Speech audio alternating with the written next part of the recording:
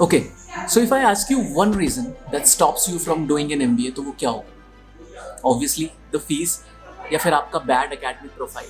Let's assume you are an engineering graduate, आपके पास almost 1.5 years का एक्सपीरियंस है, आप ऑलरेडी 10-12 एलपीए पे काम कर रहे हैं, तो अब आप एमबीए क्यों करना चाहोगे? Obviously for a better package, आपको इंजीनियरिंग से मैनेजमेंट में जाना है, right? You want career growth. But जब आप देखते हो वो टॉप आईएम्स का 24-25 लाख का फीस अगेंस्ट दैट पैकेज, तो वो डिसीजन लेना थोड़ा सा टफ हो जाता है कि मैं अपना 2 साल इन्वेस्ट करूंगा, मैं ऑलमोस्ट 24-25 लाख वाला फीस पे करूंगा, will it be worth it? But what if I tell you कि यहाँ पे एक ऐसा नॉन आईएम कॉलेज है जो आपको ऑलमोस्ट सेम पैकेज, वो 34-35 एलपीए का पैकेज उन आईएम्स की 10% फीस में प्रोवाइड कर सकते हैं। नाउ इस वाले वीडियो में हम डिस्कस करेंगे the best non IIM college in India.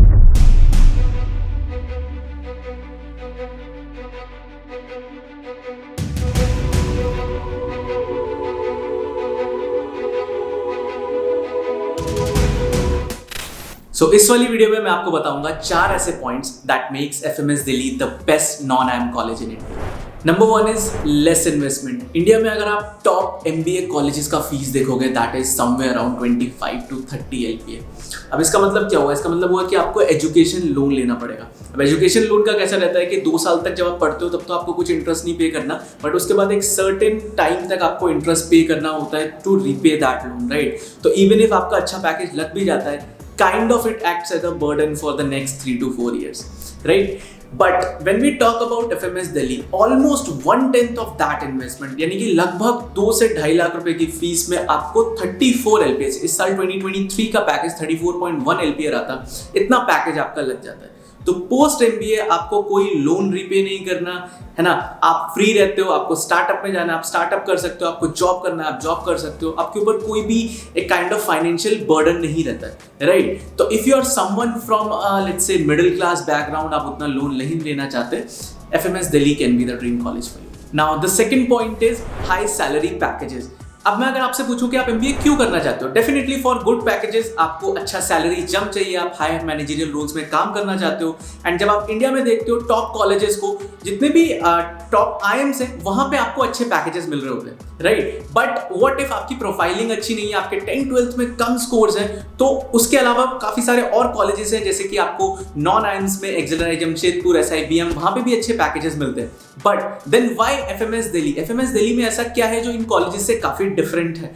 Number 1 is freshers का बैच। ऑलमोस्ट अगर आप देखोगे 40% ऑफ द बैच फ्रेशर्स रहता है। तो if you are someone just graduating and आपको डाउट है कि यार मेरे पास वर्क एक्स नहीं है, तो क्या मेरे को आगे अच्छा पैकेज मिलेगा? एफएमएस दिल्ली का अगर आप प्लेसमेंट रिपोर्ट देखोगे, एवरेज पैकेज 34 एलपीए था, but almost 97% of the batch जो था उसका पैकेज 20 एलपीए प्लस था, राइट? तो even if you are a fresher and if you want to get a good college, this can be a dream college for you. अगर आप college का history देखोगे, जितनी भी इंडिया की टॉप कंपनीज हैं, टॉप ब्रांड्स हैं, वो इस कॉलेज को विजिट करते हैं, काइंड ऑफ इस कॉलेज पे ट्रस्ट करते हैं कि इस कॉलेज में बच्चों को अच्छे से ग्रूम करा गया है, they are fit for their top level managerial roles, है ना? तो काइंड ऑफ आपके पास भी ये अपॉर्चुनिटी रहती है कि आप टॉप कंपनीज में जाके वर्क कर सको, राइट?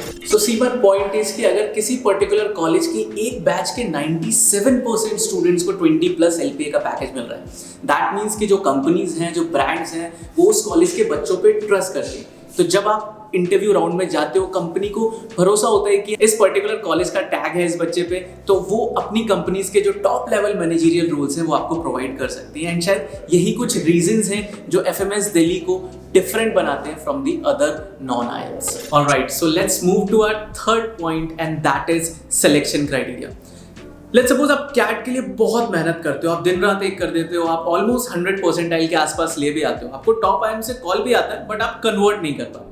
अब ऐसा क्यों होता है? क्योंकि आप अगर टॉप आईएम्स का फाइनल सिलेक्शन क्राइटेरिया देखोगे, वहां पे कैट स्कोर्स को समवेयर अराउंड 35-40% वेटेज ही दिया जाता है। रेस्ट आपका काफी ज्यादा पोर्शन ऑफ जो वेटेज है वो आपके एकेडमिक प्रोफाइल पे रहता है, जिसमें आपके 10th, 12th एंड ग्रेजुएशन के स्कोर्स हैं, कुछ पॉइंट्स आपको वर्क एक्सपीरियंस के भी वहां पे मिलते हैं। अब ये कुछ चीजें हैं जो आपके हाथ में नहीं है। आप कैट में तो मेहनत करके स्कोर इंप्रूव कर सकते हो, बट आप पीछे जाके 10th और 12th का स्कोर इंप्रूव नहीं कर सकते। बट जब आप एफएमएस दिल्ली का सिलेक्शन क्राइटेरिया देखोगे ना, ऑलमोस्ट 80% ऑफ जो वेटेज है वो आपके हाथ में, यानी कि 50% वेटेज आपको कैट के स्कोर का मिलता है, तो अगर आप कैट में अच्छा स्कोर कर जाते हो आप वहां पे इंप्रूव कर सकते हो। एंड 30% आपका जीडीपी अराउंड में रहता है, जिसमें इंटरव्यू हो गया, statement of purpose, extempore, right, वो सारी चीजों में भी आप मेहनत करके इंप्रूव कर सकते हो। एंड सिर्फ 20% वेटेज आपकी एकेडमिक प्रोफाइल को दिया गया, यानी कि आपके 10th एंड 12th में जितने भी मार्क्स हैं उनको 10% वेटेज ही दिया गया है, राइट। ग्रेजुएशन स्कोर्स तो इवन कंसीडर भी नहीं होते।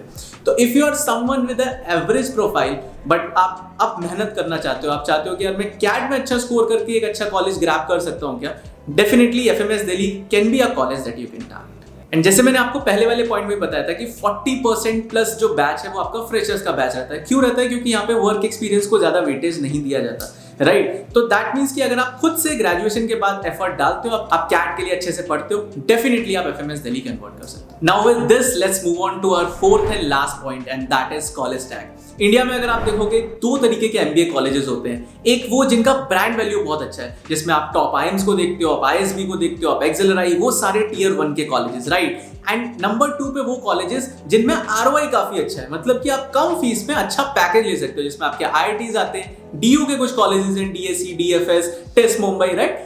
बट इंडिया में अगर मैं आपको बोलूं सिर्फ एक ही कॉलेज ऐसा है जिसका ब्रांड वैल्यू एंड आरओआई दोनों अच्छा है, and that is FMS Delhi.